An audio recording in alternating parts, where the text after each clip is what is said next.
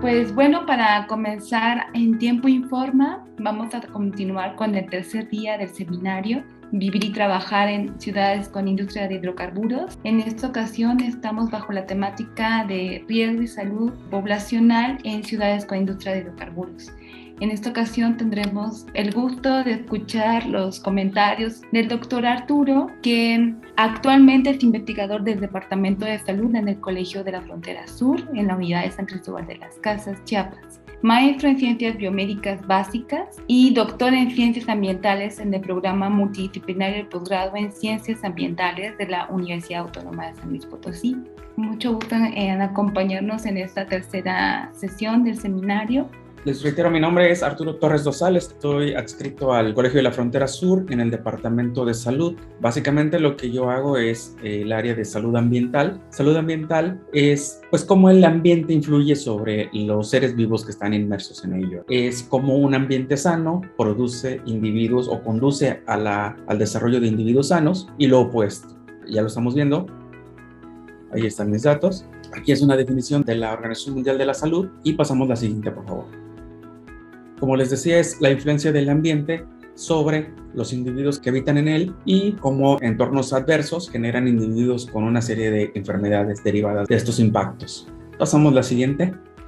Estos son algunos números de acuerdo a la Organización Mundial de la Salud, donde hasta un 23-24% de las enfermedades provocadas en las personas se deben a entornos enfermos. Esto seguramente va a cambiar estos datos porque son, si se fijan bien, son datos prepandemia. Y al final de cuentas, una enfermedad como el COVID, pues también es una situación que proviene del contacto con el ambiente, ya sea con otras personas. Nos preocupan mucho el asunto del cuidado de los menores y los adultos mayores por ser población fundamentalmente vulnerable a estos impactos. También los impactos por contaminación afectan a aquellos individuos que viven en condición de mayor pobreza. Pasamos a lo siguiente. Ya entrando en materia, ¿qué es el petróleo? Bueno, el petróleo es una mezcla compleja de hidrocarburos. Estos hidrocarburos se llaman de esa manera porque están compuestos fundamentalmente por dos elementos, que es carbono e hidrógeno. Y pueden ser, si ustedes se fijan en la parte izquierda de su pantalla, si ustedes se fijan, tenemos cadenas lineales de carbonos en una secuencia lineal. Estos se llaman alcanos. Si estas cadenas forman un círculo, un ciclo, se pueden llamar cicloalcanos. Y bueno, ya dependiendo de la cantidad de ciclos de carbono de estos enlaces, pues podemos tener una diversidad de compuestos como aquellos que se llaman aromáticos también, aquellos derivados del benceno. Cuando se unen más ciclos aromáticos, tenemos hidrocarburos, así se llaman, policíclicos, varios ciclos, y aromáticos por ser la definición por donde vienen. Estos compuestos pueden ser, una vez más, mezclados con pueden contener en su molécula otros elementos como azufre, nitrógeno, etcétera, etcétera. Incluso pueden tener metales pesados, pueden ser asociados a metales pesados. Y entonces ya viene una complejidad aún mayor, ¿no? Diferentes pesos moleculares, diferentes niveles de volatilidad, es decir, cómo se evaporan y se transfieren de un medio a otro, de un medio líquido o en un suelo al aire. Y bueno, y cada uno de esos compuestos por sí mismo tienen unas características químicas. Ahora pensemos que tenemos en una mezcla compleja muchos de estos compuestos en diferentes proporciones. Pues esto es lo que es el petróleo, básicamente. Entonces, ¿es tóxico? Pasamos a la siguiente, por favor. Pues aquí nos iremos a un principio toxicológico que todos los que se dedican a esta área reconocen. Esto es el principio de Paracelso, que básicamente quiere decir que todo es tóxico dependiendo de la dosis de exposición, a las dosis o que se exponga uno. Y aquí es muy sencillo, ¿no? Uno puede pensar cualquier cosa, cualquier sustancia en la naturaleza es tóxica. Arturo, ¿el agua es tóxica? Si usted pone una célula en agua destilada, esta célula por un proceso de ósmosis, ingresa el agua desde el exterior celular al interior celular hasta cierto límite en donde la membrana puede captar esa cantidad de agua y la célula pues explota, revienta, se fractura. Entonces sí, este principio es muy cierto para cualquier tipo de compuestos, los hidrocarburos también. Pasamos a la siguiente. ¿Dónde están los hidrocarburos en México y cómo los transportan? Y aquí nos vamos a ir a una imagen tomada de la página que pueden ver aquí en la diapositiva, y es evidente que los hidrocarburos o la zona de explotación de hidrocarburos en México es en la zona del Golfo de México. En toda esa zona, aquí lo vemos en el mapa y con especial énfasis en el recuadro que estamos viendo en los estados de sur de Veracruz, en la parte del sur de Veracruz, Tabasco y Campeche. Aquí pueden ver también las rutas y los oleoductos en los cuales se transportan los productos petroquímicos. Hablamos de crudo, etcétera, etcétera, ¿no? Productos ya refinados o bien productos de petroquímica. Y como pueden darse cuenta, no estamos sujetos solo a la parte continental, a la parte terrestre, sino también hay actividades en el mar, ¿verdad? ¿Esto qué genera? Pues que tengamos escenarios diferentes de producción petrolera, hay petroquímica, refinería, no son los mismos productos, o bien petróleo, lo que llaman petróleo crudo, ¿no? Zonas de extracción. Estos escenarios, al haber eventualidades como derrames, como la propia actividad, como el transporte, etcétera, etcétera, pues pueden generar impactos en diferentes medios. ¿Cuáles medios? Agua, suelo, sedimentos, aire. Y entonces cada uno de esos impactos en los diferentes medios tendrá repercusiones en la biota o en los seres humanos que habitan en esas cercanías. Recordemos que la actividad petrolera genera un polo de desarrollo. Esos polos de desarrollo pues se traducen en ciudades. Esas ciudades son de alto interés, como Coatzacoalcos, Minatitlán y todo lo que vamos a ver un poquito más adelante en esta zona, en este contexto. Y aquí para adelante vamos a hablar de lo que hemos tenido, de los trabajos que hemos realizado o que he dado cuenta que a partir de una revisión que se han realizado en términos de salud ambiental, contaminación en estas zonas, en la zona de Coatzacoalcos, donde además se desarrollan trabajos, bueno, donde están ubicadas la petroquímica de Pajaritos y la refinería de Minatitlán. Pasamos a la siguiente, por favor. ¿Cómo se valoran los impactos de las eventualidades, derrames o bien la propia actividad petrolera? ¿Cómo se valora en términos ambientales en estas zonas o cómo las podemos evaluar? Aquí podemos ver en la gráfica de la izquierda, podemos ver cómo los contaminantes, si llegan al ambiente, pueden causar efectos adversos, se pueden asociar a diversos efectos adversos y se pueden valorar de dos maneras. Si es una exposición puntual, única y momentánea, pues puede ser evaluada con unos ensayos de toxicidad aguda. Si es una exposición a largo plazo, una exposición de esos contaminantes a largo plazo, se puede evaluar a través de biota o de exposición humana, a través de ensayos de toxicidad crónicos. Largo plazo es toxicidad crónica, impactos momentáneos o puntuales es toxicidad aguda. Y aquí hay una serie de trabajos o una serie de ensayos o diseños experimentales que van desde lo que puede suceder en células, tejidos, órganos, etcétera, y hasta más complejos como lo que sucede a niveles de organización biológica como niveles ecológicos, ¿no? Comunidades, poblaciones, etcétera, etcétera. Obviamente los impactos celulares o de moléculas, llámese de alguna enzima, por ejemplo, o de alguna proteína, etcétera, pues son impactos que pueden ser evaluados muy puntualmente y por unos estudios de manera relativamente sencilla. Pero también tenemos impactos de mayor alcance, como aquellos que involucran ecosistemas, donde ya empiezan a complicarse, por lo cual esto ya se entiende la necesidad de hacer estudios interdisciplinarios, ¿no? Es decir, que hay diferentes grupos o que intervienen en diferentes especializaciones, ¿no? Estamos hablando de biólogos, químicos, etcétera, etcétera. Más adelante vamos a hablar de los ejemplos al respecto. Pasamos la siguiente, por favor. Y de aquí para adelante vamos a ver más o menos el diseño de la diapositivas.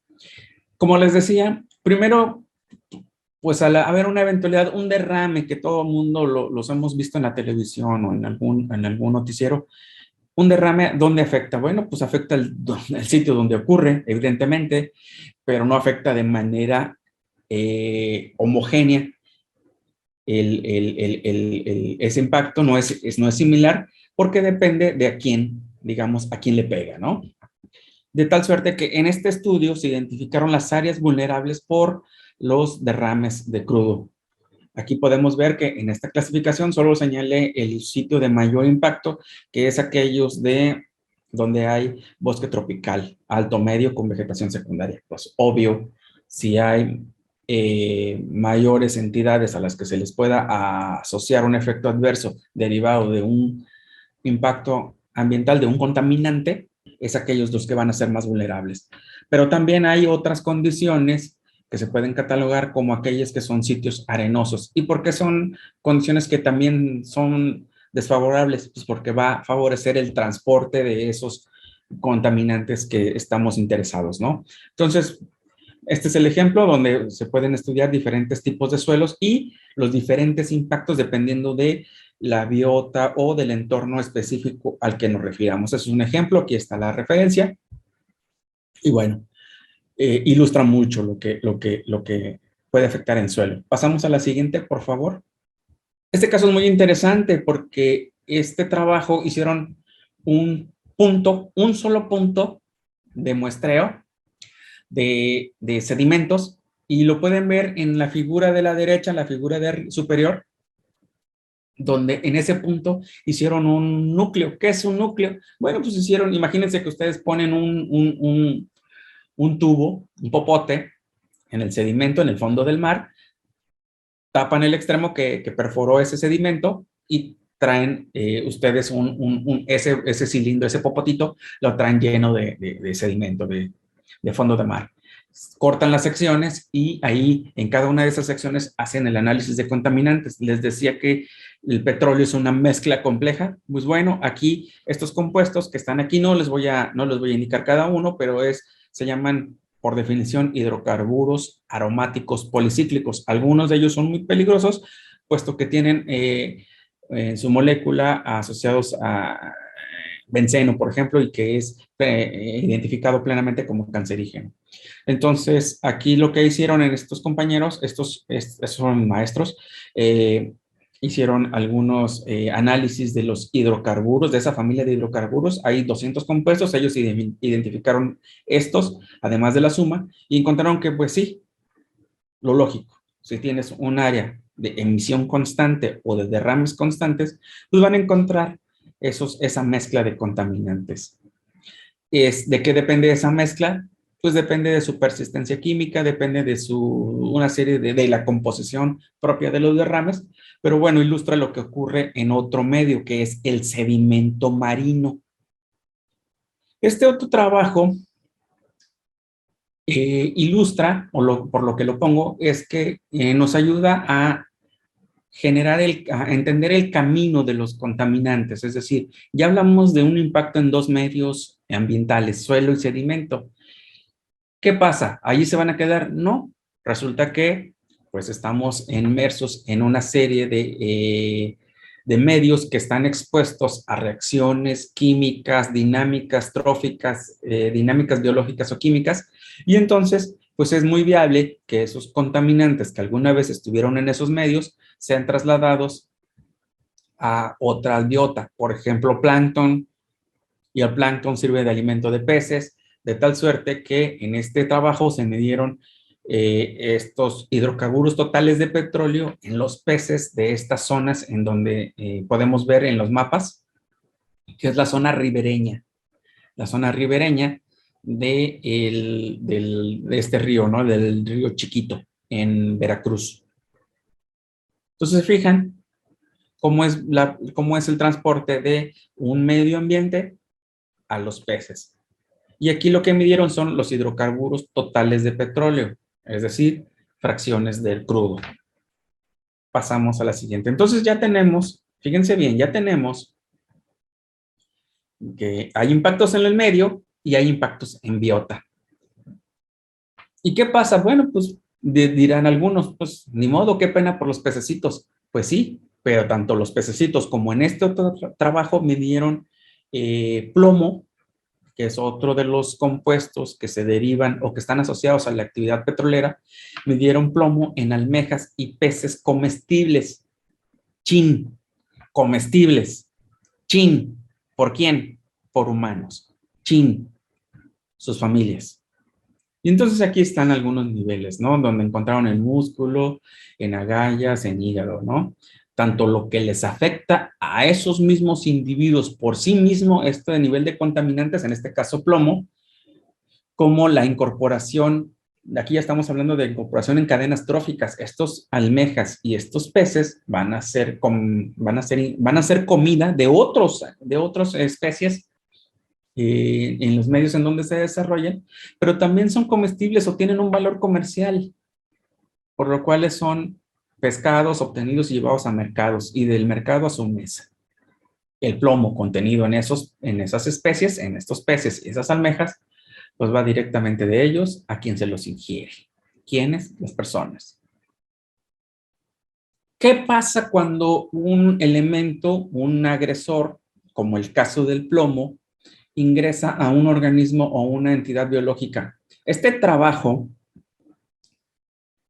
asoció los niveles de plomo en sangre en lo que llamamos bioindicadores o biocentinelas, que es decir, una especie biológica que está en contacto con un medio contaminado. Ya habíamos expresado que, por ejemplo, el suelo o el sedimento eran un medio contaminado. Pues, ¿quién vive en el suelo y el sedimento? Anfibios. Entonces, nosotros hicimos este trabajo de medir plomo en sangre de sapos. Y más allá de los niveles, que sí se encontraron niveles de plomo en sangre, el plomo lo que hace, uno de los efectos adversos muy conocidos que generan, es que interviene en la síntesis del grupo hemo. ¿Qué es el grupo hemo? Es aquel que contienen los eritrocitos, aquella molécula encargada de llevar oxígeno en la sangre hacia los tejidos. Y entonces se interviene con una molécula que es en la síntesis de una molécula que es muy importante para el metabolismo de un individuo, pues bueno, esto ya ilustra mucho el que lo pone en peligro, ¿no? ¿Qué implicación tiene encontrar niveles, por ejemplo, de plomo en el metabolismo de este individuo que se evaluó? Más allá de lo que suceda con los sapos, este mismo mecanismo de daño que produce en este indicador, como les había dicho, este biocentinela, es el mismo mecanismo que ocurre en humanos. Ellos, por eso se eligió, porque tienen el mismo metabolismo, el mismo mecanismo biológico por el cual se sintetiza la sangre en ellos, y bueno, es el mismo que nosotros. Es de esperarse que lo que ocurre en estas especies, pues va a ocurrir en cualquier humano o cualquier especie superior que esté expuesta a este mismo elemento. Pasamos la siguiente, por favor. Este trabajo está muy interesante porque evaluaron los niveles de plomo en humanos y en tortugas que viven cerca del sitio industrial de Coatzacoalcos. Y arriba otra vez, les dije que iban a ver casi el mismo orden de las diapositivas, pero es para que no nos perdamos. Arriba están los puntos de muestreo.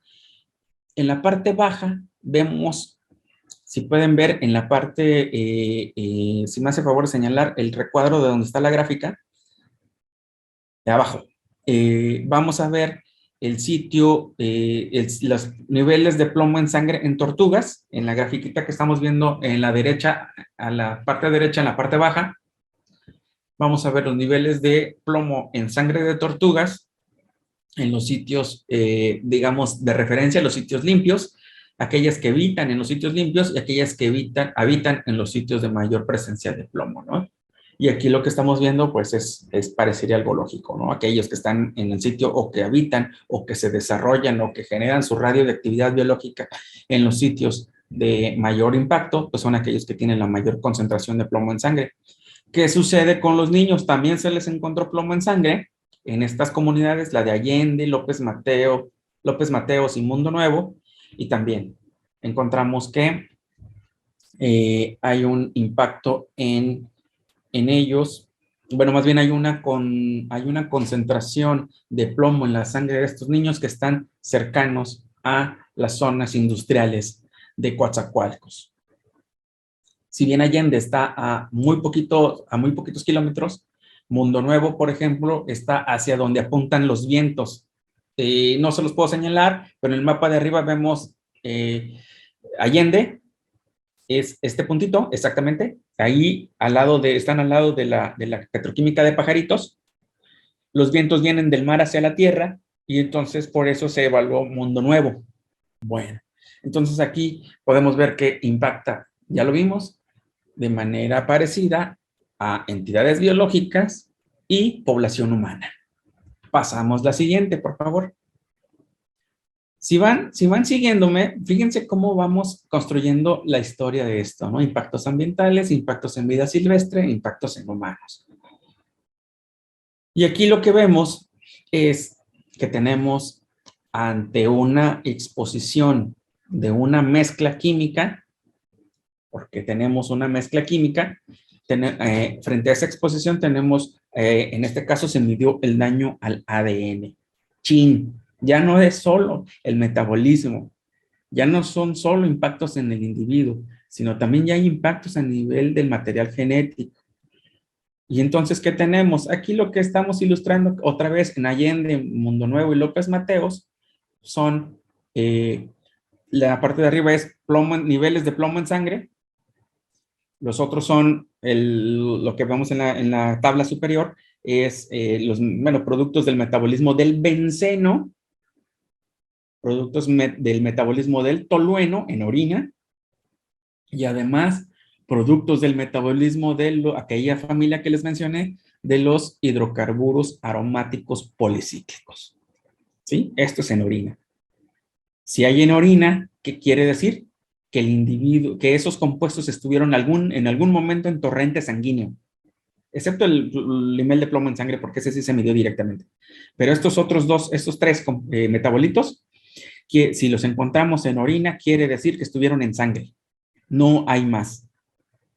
¿Qué produce? Pues daño al ADN. Y aquí lo vemos, ¿no? Hay en el cuadro inferior, en la tabla 4, pues ahí vemos alguna evaluación del daño al ADN.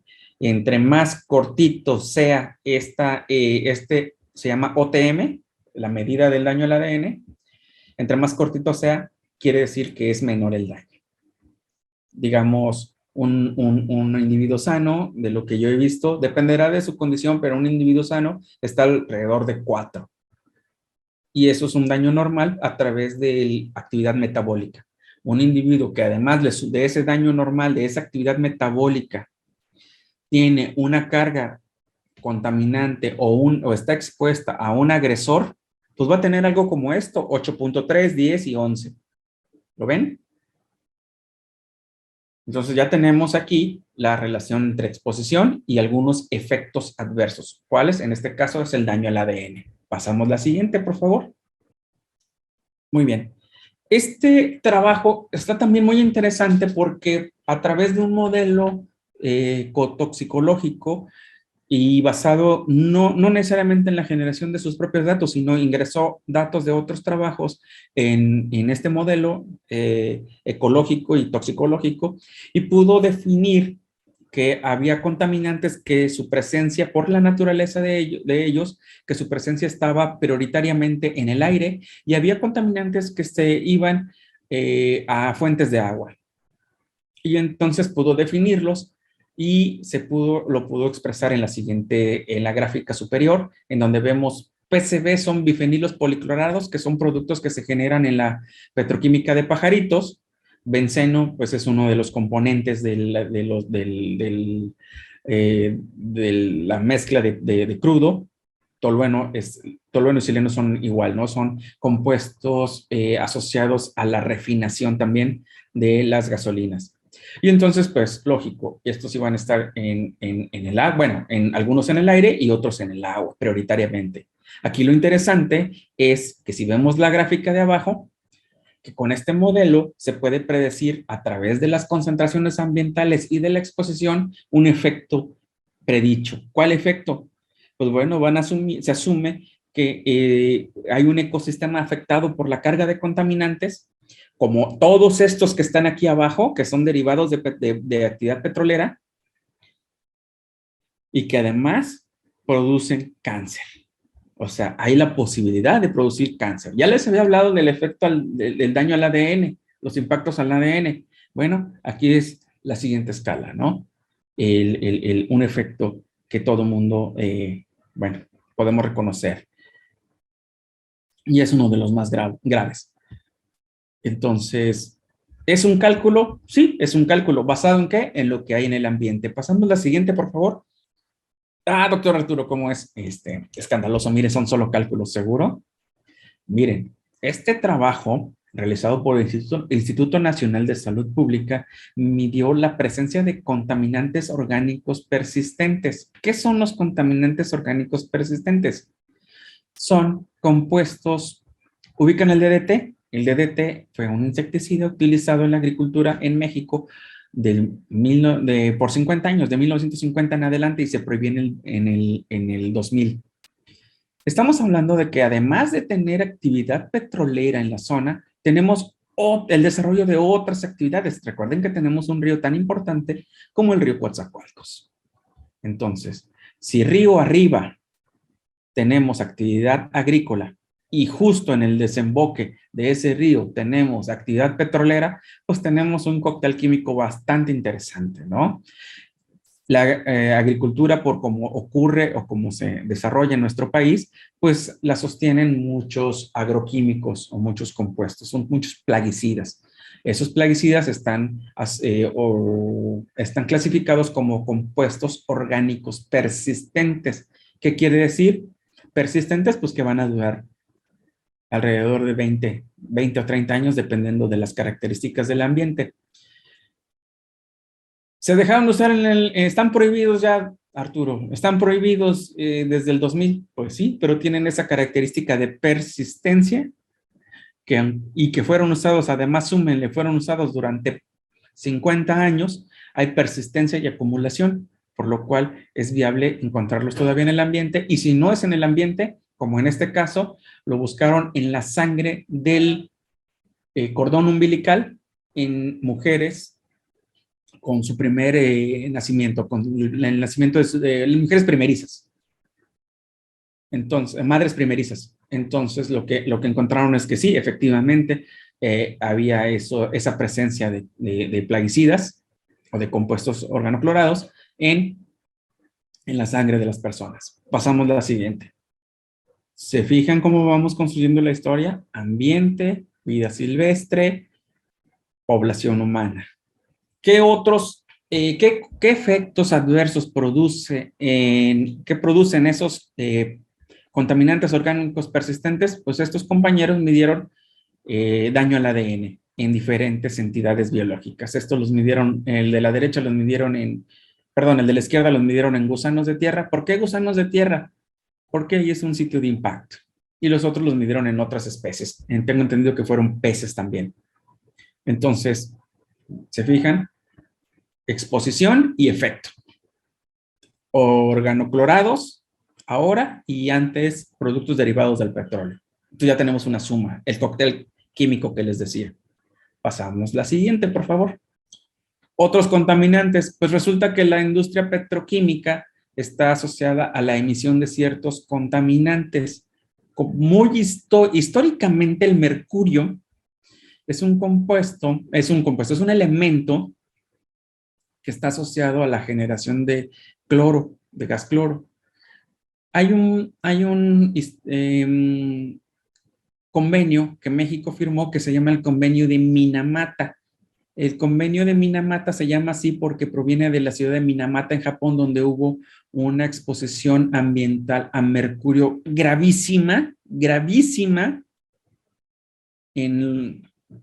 a mediados del siglo pasado, y entonces generó este convenio que es la reducción de fuentes de mercurio. Por eso, paulatinamente, se están usando menos los termómetros de mercurio, porque México es signatario. ¿Qué significa eso? Que sea signatario, bueno, pues que tiene que, para empezar, buscar fuentes de mercurio y tratar de generar respuestas para control ambiental de esto, ¿no? Y reducción de uso o de generación.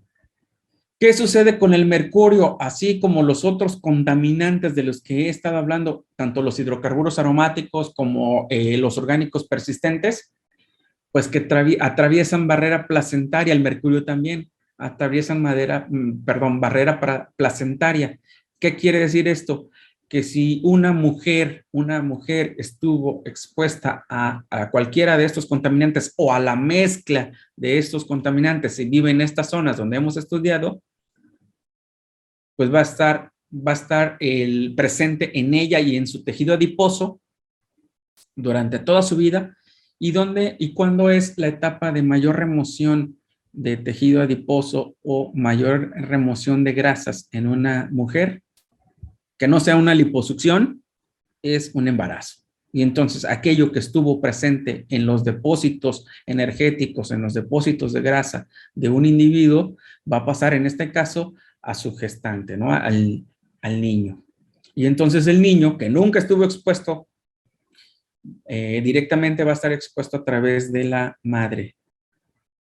Entonces esto ya se empieza a grabar, ¿se fijan?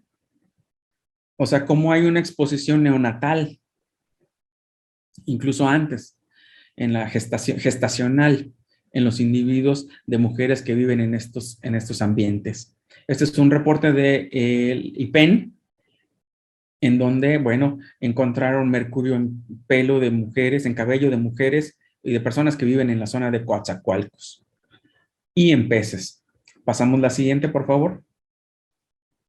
¿En qué otros entidades biológicas se pueden medir contaminantes? Este estudio está muy interesante porque encontraron la manera de medir hidrocarburos aromáticos policíclicos en hojas de árboles. Y eso está bien interesante porque, bueno, además de verificar o valorar las exposiciones en ambientes como el suelo, pues en peces o en ambientes marinos, en ambientes anfibios, quizás hasta terrestres, en humanos, etcétera, etcétera, también podemos ver cómo se puede desplazar los radios de impactos de contaminación, cómo se pueden desplazar esos radios y medirse en lo que podríamos llamar como monitores biológicos o monitores pasivos biológicos, ¿no? Medirlos en hojas de árboles. Y entonces habría que buscar árboles que se desarrollen desde la fuente, desde cercanos a la fuente de emisión, hacia un transecto lejano, y podemos ver cómo también les impacta a ellos. Y como no, también ver cómo les impacta su desarrollo y su metabolismo. Entonces, esto es muy interesante. Pasamos la siguiente, por favor. Y chin, otro chin. Además de la condición laboral o de la condición que tenemos específica del desarrollo industrial que tenemos en estos sitios, de cuando en cuando suceden situaciones como esta, ¿no? En el 2016 ocurrió la explosión de la planta de Pajaritos, de la planta petroquímica de Pajaritos en una zona. ¿Qué ocasiona eso? Resulta que hay unos compuestos que son muy peligrosísimos, que son de los más peligrosos, de los más tóxicos conocidos por el hombre, que se llaman las dioxinas. Las dioxinas son compuestos cancerígenos muy, muy peligrosos, y son peligrosos porque a muy pequeñas cantidades generan un efecto adverso. Entonces, ¿cómo se generan las dioxinas? Las dioxinas se generan por calor, carbono y cloro. ¿Dónde tenemos esos elementos? Muy disponibles en el ambiente, en estos sitios industriales. Sucede una explosión y tenemos exactamente lo que se requiere para que se cocine esto, calor. De tal suerte que si vemos en las dos gráficas superiores tenemos los niveles en la figura 8, tenemos los niveles se miden así, equivalentes tóxicos de dioxinas en suelo, en un estudio del 2005. Bueno, revela la presencia, simplemente les voy a indicar que revela la presencia de estos compuestos en el ambiente, en las cercanías de esta zona. ¿En cuáles cercanías? ¿Qué tan cerca? Vemos la figura 9. Si se fijan, entre más cerca, el eje Y es la distancia del sitio y el eje X es los valores de las concentraciones de estas dioxinas. Entre más cerca estamos del sitio, más grandes son las concentraciones asociadas a ese sitio. Y aquí está, eso es muy evidente. Estos son estudios de niveles del 2005. ¿Qué sucedió? Pues después del 2016, donde hubo esa explosión, pues hay un incremento de esos niveles, ¿no? Aquí los podemos ver. Y bueno, lo que teníamos originalmente en algunos sitios, bueno, se incrementó a partir de este evento. Cóctel químico, región de emergencia, todo eso. Pasamos la siguiente, por favor. Y entonces, ¿qué pasó?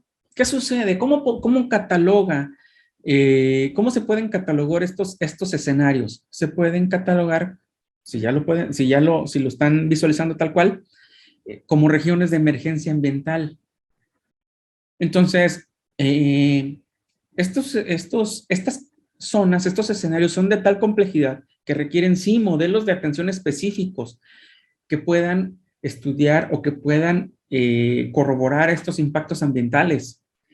Debemos involucrar a las sociedades que están inmersas ahí para que ellos puedan ser partícipes en el manejo de sus problemas mediante políticas públicas y que los incluyan a ellos, a las sociedades inmersas en estos. Estamos hablando de que son polos de desarrollo.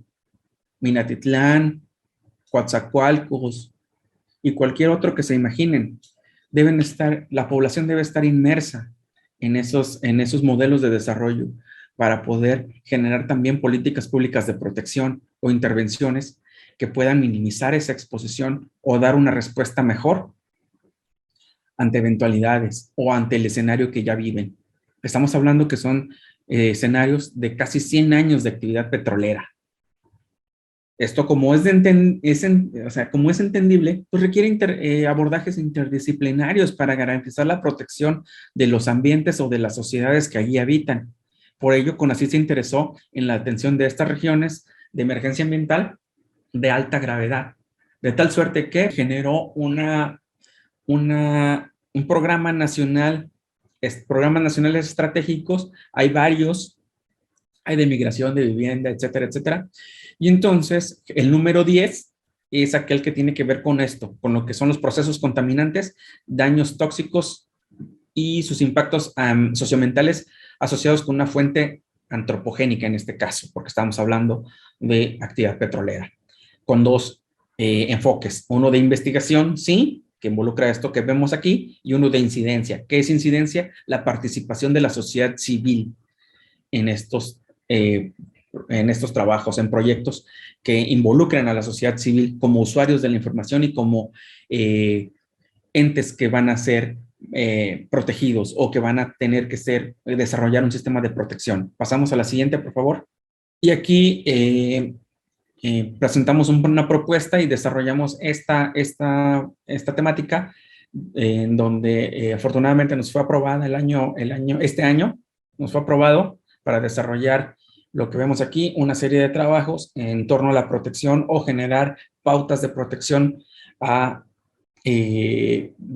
los ambientes de mayor impacto. Aquí en la foto podemos ver la imagen de la petroquímica. A la derecha vemos la imagen de la petroquímica de Pajaritos, y más al fondo, a ver si alcanzan a ver ahí arriba, es una de las comunidades pesqueras que está cercana a esa petroquímica. Lo que ustedes ven aquí abajo es el puente. Si ustedes vienen de Tuxtla hacia Veracruz, hacia Coatzacoalcos, tienen que pasar forzosamente por este puente. Es el puente del río Coatzacoalcos que desemboca al mar allá arriba. De este lado está Pajaritos y de este otro lado está el resto de la ciudad de Coatzacoalcos. ¿Pueden ver la magnitud de lo que estamos hablando? Solo los divide el río.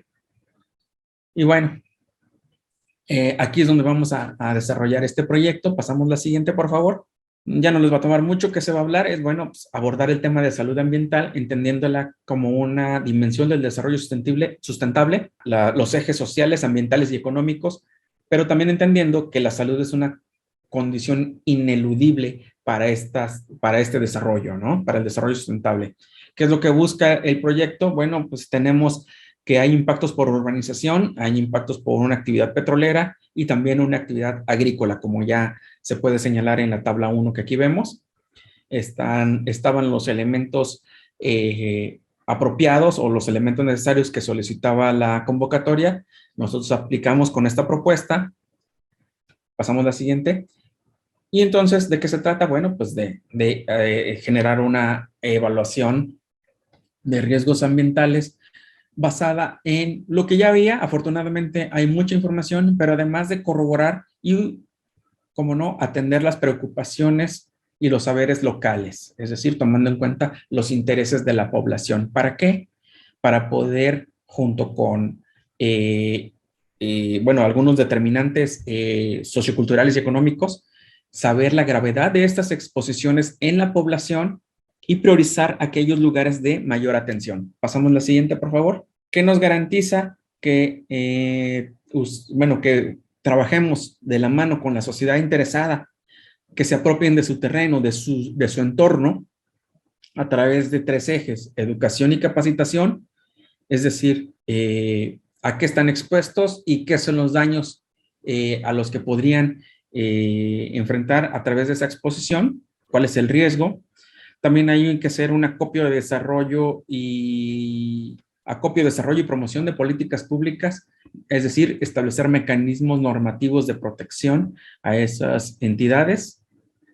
Y por supuesto, con todos los elementos: diagnóstico ambiental, un programa educativo y un acopio de política pública, pues fortalecer la capacidad y la respuesta social. Al mismo tiempo, este trabajo va a ayudar a priorizar sitios de intervención, sitios de urgencia para intervención.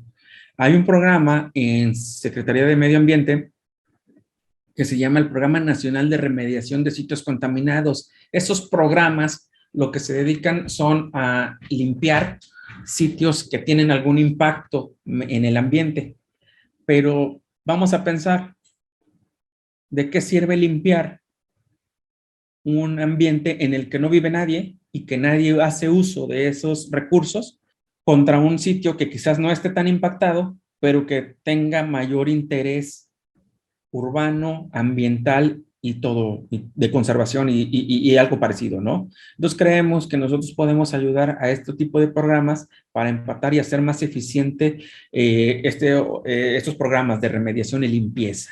¿Qué requiere? Evidentemente, al estar hablando de ambiente, contaminantes, sociedad, etcétera, pues vamos a estar hablando de grupos multidisciplinarios. Pasamos la siguiente, por favor. Estos grupos, en esta propuesta se integró, los que ven en verde son compañeros de Ecosur, no necesariamente de Ecosur San Cristóbal, pero también tenemos una invitación abierta para, pues, colaborar en otros aspectos de este trabajo. Y los otros que están en otro color, en blanco, son colaboradores de estos trabajos. De tal suerte que yo agradezco mucho la invitación a exponer este tipo de circunstancias y escenarios que se desarrollan al abrigo de la actividad, que vienen con la actividad petrolera. Yo espero que podamos generar pautas para poder establecer una historia diferente que la que se ha desarrollado durante los últimos 100 años en Coatzacoalcos, y podamos establecer una historia, como les digo, una historia diferente en estos nuevos modelos de desarrollo nacional, en nuevos escenarios. Gracias.